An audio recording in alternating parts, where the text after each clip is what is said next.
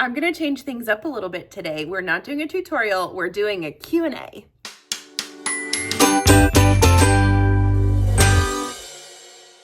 Y'all ask me questions all the time, so I actually put it out into the world and said, send me your questions and I'll answer them. I genuinely thought I was gonna get a bunch of sewing related questions, but I actually got a lot of questions about me, which in all honesty makes me somewhat uncomfortable. But if those are the questions you want to ask me, that's fine, I'll answer those. So here we go. Are hot. It's really hot. Number one is, what's your favorite color? I think a lot of you already know this, but my favorite colors are pink and orange. I don't have anything orange. I have no idea why I'm drawn to those colors. I like warm colors. I actually have to try and bring cool tones into my projects a lot of times because I'm so bad at including them. I'm sorry, cool tones.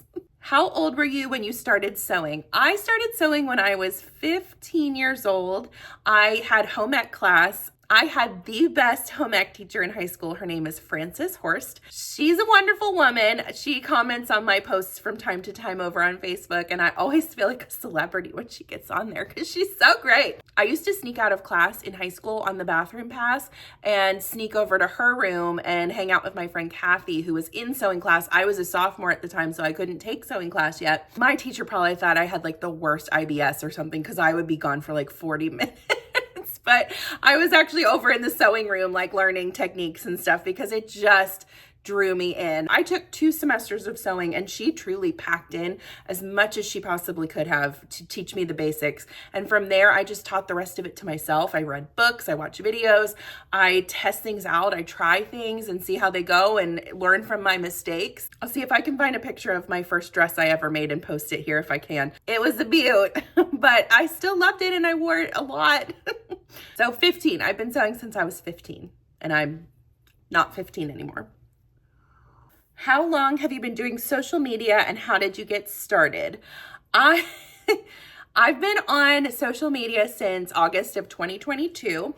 I was looking for some meaning in my life outside of being a mom. Not that that's a bad job, but it had consumed me for the last 10 years prior. And we had just come out of COVID where I had to quit my job. I gave birth to my youngest son during COVID. And I was unfortunately unable to return to my job after that because I had 2 kids, 2 older kids at home, trying to do school and preschool. And then I had a newborn baby. So it was the first time since I was 15 years old that I did not have a job. I've worked my entire life and it felt very weird. But my precious, amazing, wonderful husband was just I'm going to step up and we will take care of this. And you can go back to work when you're ready or not. And so for 2 years, I just was home with my babies. It was the best use of my time. But in August of 2022, I started feeling kind of itchy that I wanted to be able to do something for me. And I also was hoping that eventually I'd be able to start earning some money to contribute to our household income again. I started on TikTok and I posted a video of taking 2 t-shirts from Goodwill that I got for $1 and meshing them together and turning them into a shirt for my little boy. I didn't know what to expect on TikTok as I was never on it before that day. I got a ton of views on that first video and people seemed to really enjoy seeing something flipped into something else. From there, I started doing more of these thrifty flips with my sewing and just sharing tiny little tips and tricks that I've learned throughout the years. Even though I didn't go to school for sewing or fashion design or wasn't taught by a master seamstress or tailor, I still felt like I had the basics down enough to be able to share it with those who are beginning and just wanting to get started. So that's what I did. I just gave little tips and tricks and showed flips. And from there, it just started to grow until I actually posted a video of how to tie a dress bow because it drives me nuts when people do the bows and it's just all wiggity wonkety. So I took time to show 2 different colors and really kind of make it clear. And for some reason, that video went nuts on TikTok. I think it got almost 1 million views, which was wild. I mean, I didn't know what to think. Having that reaction to the viral post was really helpful with momentum in making more videos, sharing more tips and tricks. And from there, it just kind of evolved. I decided after a month or 2 on TikTok that I was going to post every single day something about sewing to just share with the world. I added an Instagram account maybe like 6 months later, Facebook, maybe, I think it was almost a year after I started TikTok that I added Facebook, and then YouTube shortly thereafter. I was following the trend at the time of like, let's pack it all into a minute and just, say it really fast. And the comments I was getting were like, slow down, like we can't follow this. In the midst of all that, I went to Dollar Tree one day looking for just some inspiration, something to sew, and I picked up a dish drying mat. And those of you who have followed me for any amount of time know that the dish drying mat sort of became my like signature item. So I picked it up and I thought, well, this is a lot like foam stabilizer. In fact, it has foam inside of it. What could I make out of this that might be interesting to the people that follow my account? And I made a little tote bag out of that.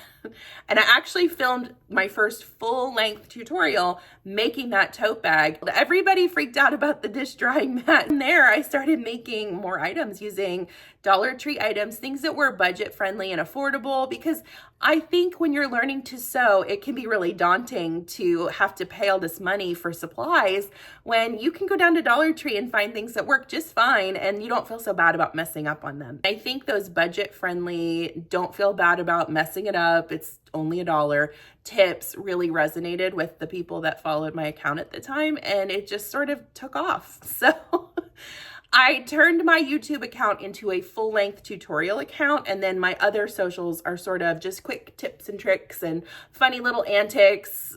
Sometimes I go off the rails and do hair tutorials or talk about lipstick or whatever, just because that's how my brain works. So long story, that is my social media journey thus far. How did the name She Sews Seams come about? It was not magical or exciting at all. I was just plugging in different names into like the generator for TikTok accounts that hadn't been taken yet. And I kind of just somehow came up with She Sews Seams. I liked the alliteration of it. I thought that was fun. And my best friend Lauren later said, well, you should have made it She Sews Seams by the Seam Store, which I thought was absolutely hilarious. Maybe I'll put that on a shirt one day, but that was too long. So we just went with She Sews Seams, and it has really kind of become my identity. Yeah, it wasn't magical. As much as I would like to say it was like some crazy fun story, it wasn't. How do you decide what to make for each video? That's a good question. I actually try and fill needs. So I look around my world and think, what's something that would help me that I could make with my sewing machine? I try and make things that I personally will use. So makeup bags, a kindness bag that I always carry one of those in my car to give out to people who might need a little extra help. Let's see, tote bags, obviously, like you can always use a tote bag. A lot of it is led by you all, actually. I get a lot of comments where people are saying, have you ever made this or that? Can you show me your take on how you would create this and do a tutorial on it? So I appreciate that. Thank you.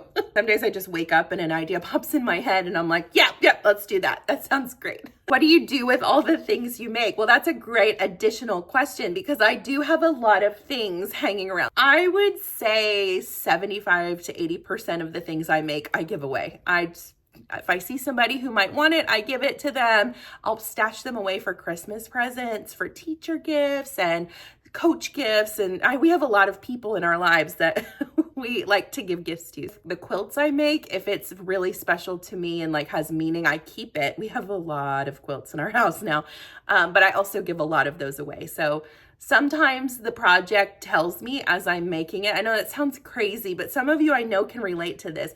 Sometimes as I'm sewing the project, it starts whispering to me like who it's supposed to go to. And it's so funny how every time I give those items, it feels like it was just the right thing to do. Gifting is one of my strong love languages. So to be able to like spend time making videos, making something, and then be able to turn it around and give it to somebody is just like the perfect setup for me. Do your kids wear the things you make? Absolutely they do. I made a ton of stuff for my daughter. Most of her wardrobe from like 0 to I would say 6 was completely handmade by me.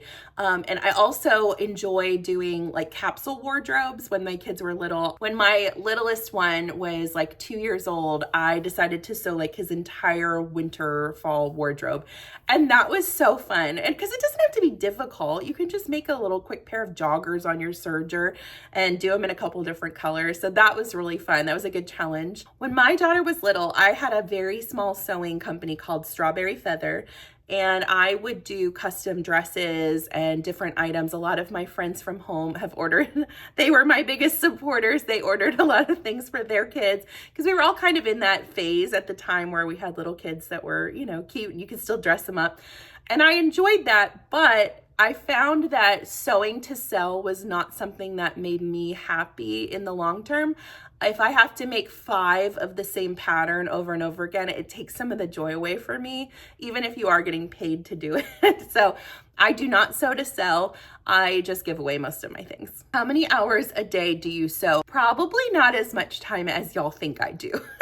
If I'm making something for a tutorial, obviously I'll spend those few hours sewing, but for me to just come up here and sew for myself, unfortunately, has become a little less common. I always start my day coming up here and I will fill orders that came in overnight. My t-shirts come from our printer, but the sewing journals, the stickers, my patterns, all of that comes directly from me.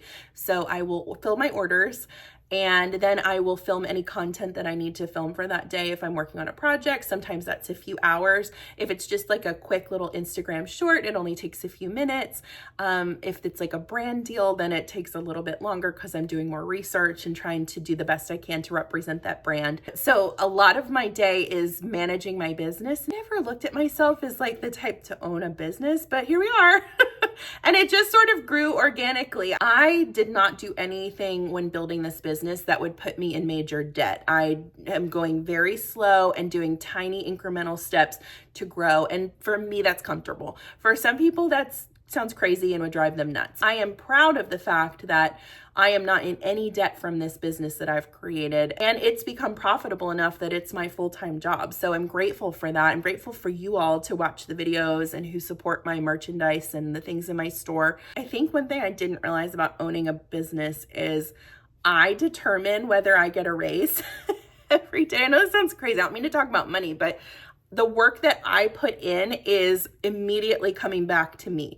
So there's something really special and empowering about that, but it's also like a double-edged sword because I constantly am thinking, what's the next tutorial I can make that would help people? What's another item that I could create that would be a good resource for them? Sometimes I have to like consciously turn it off so that I'm spending time with my family and not constantly thinking about work, because when you do own the business, it is up to you to keep it running. So there's nobody else but me. I am the PR, the HR, the CEO, and I'm still a full-time mom to 3 kids who need me a lot. So I am busy, but it's like the best kind of busy. I was able to kind of chase a dream and have it come true. So thank you for that. How do you manage to be chirpy and cheerful all the time? Listen, I am not chirpy and cheerful all the time. Trust me, ask my children. I've lived in the South long enough to have like soaked up some Southern charms, but hey, I'm still from the North and I've got a mouth on me. Sometimes I can be sassy pants too. The truth about it is I just genuinely love doing this. And so it's really not hard to be happy all the time because it's so fun. What machine do you use and why?